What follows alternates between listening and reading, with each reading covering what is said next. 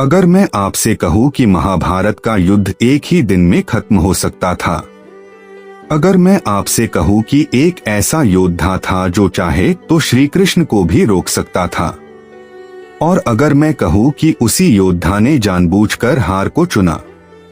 दोस्तों, महाभारत केवल एक युद्ध नहीं था। यह धर्म, अधर्म, वचन, त्याग और बलिदान की सबसे बड़ी परीक्षा थी। और इस पूरी महागाथा में अगर कोई एक व्यक्ति सबसे ज्यादा पीड़ा, त्याग और शक्ति का प्रतीक था, तो वो थे भीष्म पितामह। एक ऐसा योद्धा जिसके सामने अर्जुन, भीम, द्रोण, कर्ण सबकी शक्ति भी फीकी पड़ जाती थी। एक ऐसा महापुरुष जिसे मृत्यु भी तब तक छू नहीं सकती थी जब तक वो स्वयं अनुमति न दे। भीष्म पितामह का जन्म देवव्रत के रूप में हुआ। उनके पिता थे राजा शांतनु और माता थी गंगा माता। देवव्रत बचपन से ही असाधारण थे। ज्ञान, बल, शस्त्र विद्या, हर विद्या में वे श्रेष्ठ थे।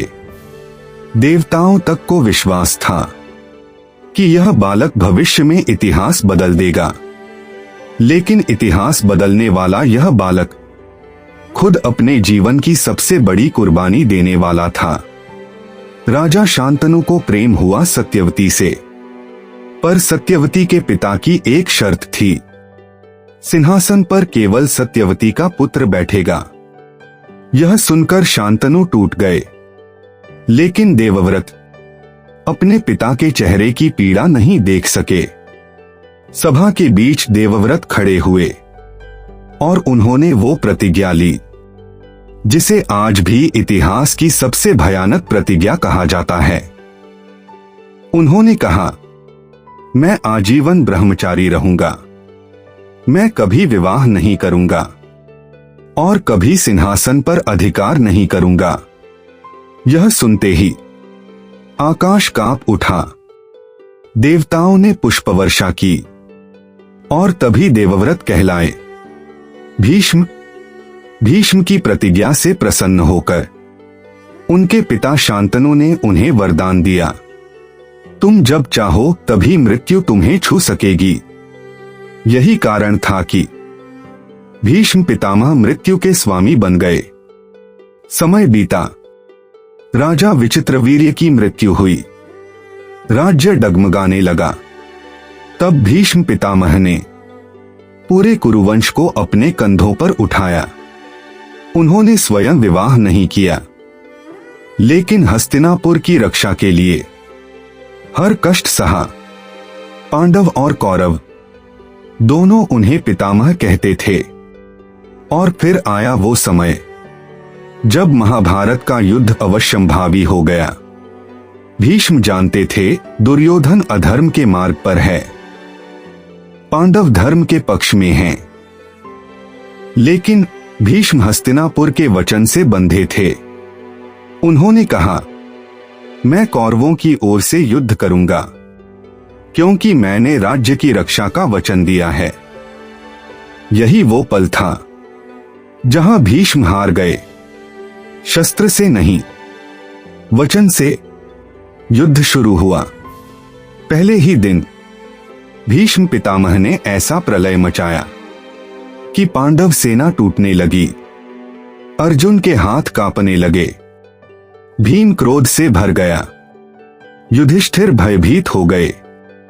तब श्री कृष्ण ने कहा, जब तक भीष्म युद्ध में हैं, पांडव जीत नहीं सकते। भीष्म ने स्वयं स्वीकार किया, मैं स्त्री पर शस्त्र नहीं उठाऊंगा। यही उनकी कमजोरी बनी। शिखंडी, जो पूर्व जन्म में स्त्री थी, उसे आगे खड़ा कर अर्जुन ने भीष्म पर बाणों की वर्षा की। भीष्म गिरे, लेकिन मरे नहीं। भीष्म पितामह तीरों की शैया पर लेटे थे। चारों ओर सन्नाटा था। युधिष्ठिर रो पड़े। कौरव स्तब्ध थे। भीष्म बोले, अभी सूर्य उत्तरायण नहीं हुआ है, मैं तब तक जीवित रहूंगा। शरशया पर लेटे लेटे भीष्म ने राजधर्म, दान धर्म, मोक्ष, जीवन सबका ज्ञान दिया। श्री कृष्ण स्वयं उनके पास बैठे। यह वही भीष्म थे जो चाहे तो कृष्ण को भी युद्ध में चुनौती दे सकते थे, लेकिन उन्होंने धर्म चुना।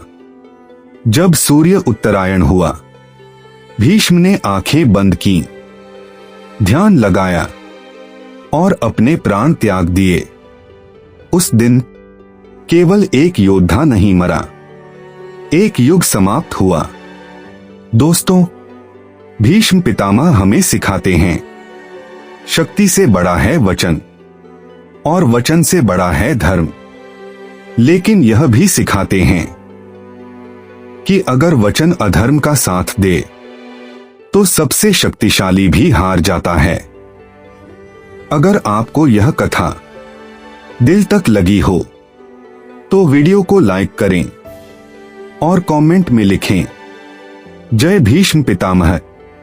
और ऐसे ही महाभारत के अनसुने रहस्य जानने के लिए चैनल को सब्सक्राइब जरूर करें।